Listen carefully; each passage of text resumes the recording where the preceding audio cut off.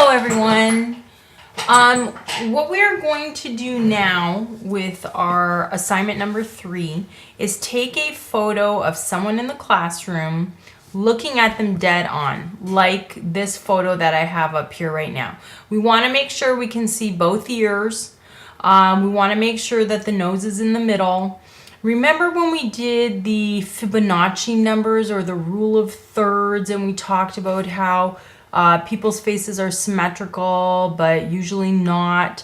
And I showed you the plastic surgeon's website where they went through like the perfect face. We're going to work on this with this photo, but we need just a dead-on shot, and it can be vertical or it can be horizontal. Mine is horizontal right here, but I'm not going to use the extra space on the right and on the left. But again, just a dead-on shot. I like using natural light. I would like you to try it both ways, with flash and without flash, to see the results. Here, I was just using some window light that came in from this person's left side, which would be our right side. So in Photoshop, things I'm going to teach you, we're going to go to a new tool here called the healing brush tool. So it's right here underneath the eyedropper. If I click on it, I see J is the letter for the keyboard shortcut. And I like the spot healing brush tool. So I'm going to click to that. Then I'm going to do Control plus to get really up close to the face. And I'm going to use H on the keyboard for hand. And I can move the face all around. And what I want to do, I'm going to go between H, which is the hand that can move, and J, which is my healing brush. And the square brackets, the left hand square bracket makes the brush really small, and the right hand square bracket makes it really big. I want spot healing brush to be quite small because the spots I'm going to fix up are going to be small. And I'm just going around if there's any, like, this is a little kid, so like crud in the eyes or whatnot. I'm going to fix that up. Some of these are just moles, so I'm going to leave them.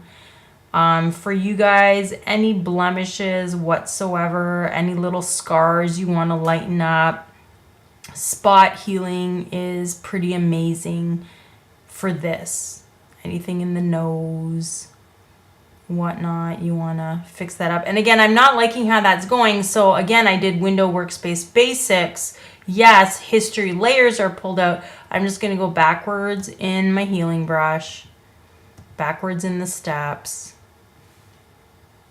and then there's like a little reddishness here. So what we're doing right now overall is just fixing up the face. That's all I want you to do. Move it around.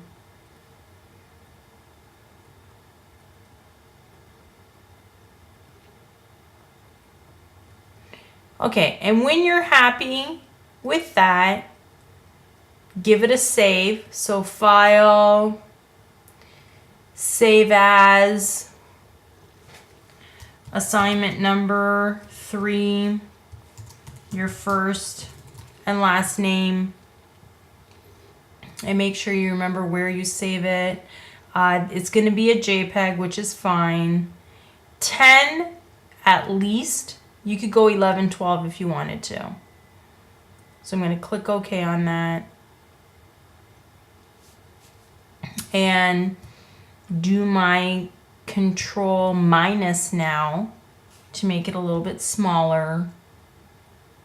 Okay, now I'm going to introduce you to actions. Actions are another thing here that you can see over off to the side. I'm not seeing mine right now, so I'll just go find it somewhere over here.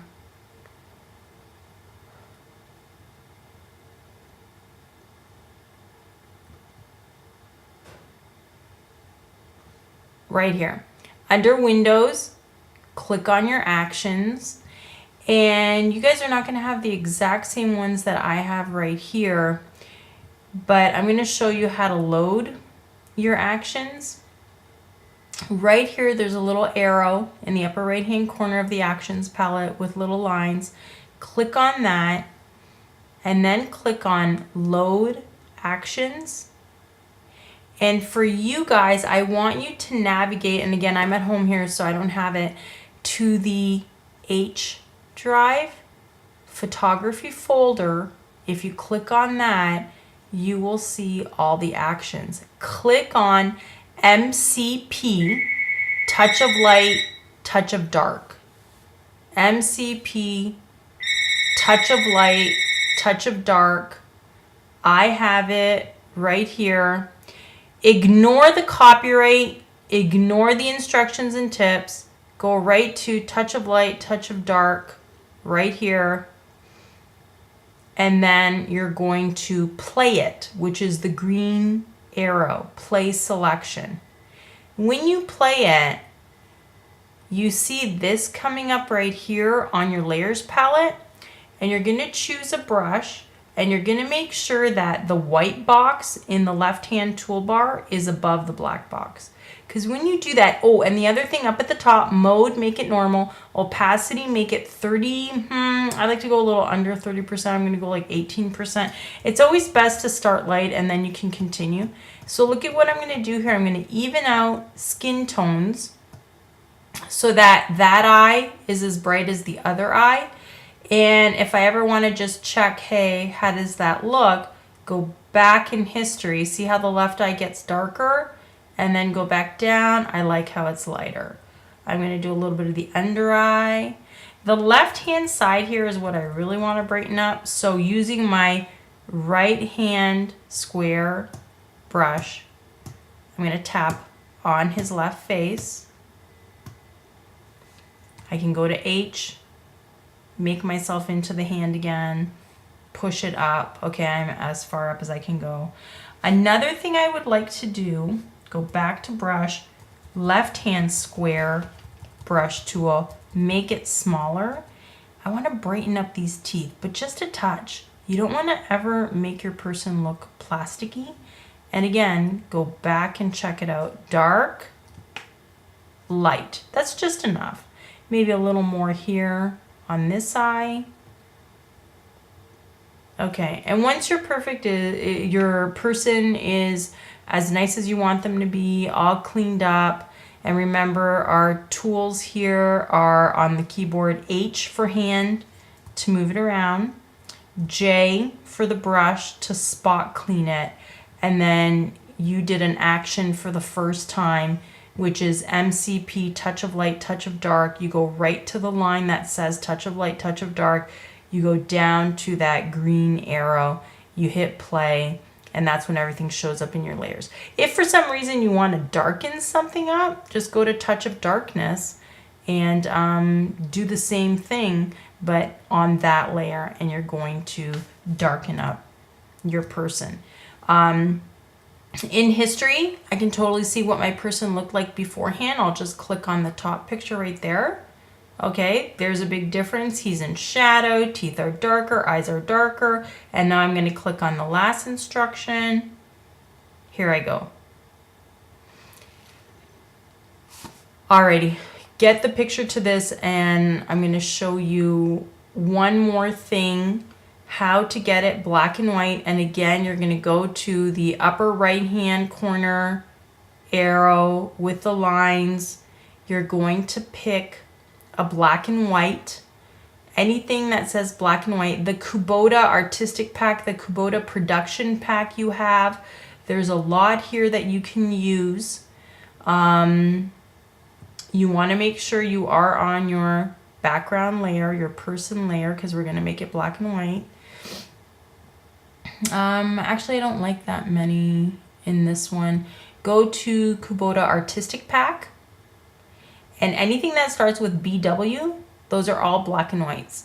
So you can totally check it out. I mean, there's a million to do here. So I'll click on Kevin's, black and white Kevin's secret formula. Hit play, continue. And just give it a minute to work.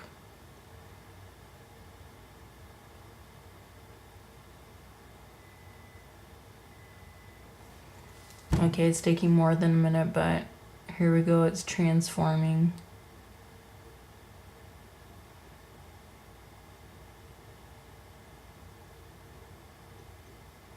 And there's a black and white. I like that black and white. You can see here in the layers all the different stuff. They added a layer of grain. If you don't want grain, turn the eyeball off. You can just play with what's on, what's off. They did a reduced saturation. You can turn that off if you want or leave it if you want. They did a little glow layer. I don't know. Glow's not bad. Here he is all crisp without the glow. My computer's running slow. I don't know why. And then here he is with a glow. If you don't like your black and white, just go back in your history. Go back to brush tool was probably like the last thing you did. And you can go back and click another action, another black and white, and see what it's like. And once you like it, do your save again. Now it's going to be a PSD, which is fine. You want to keep all those layers. And save it. Okay, so that'll be assignment number 3.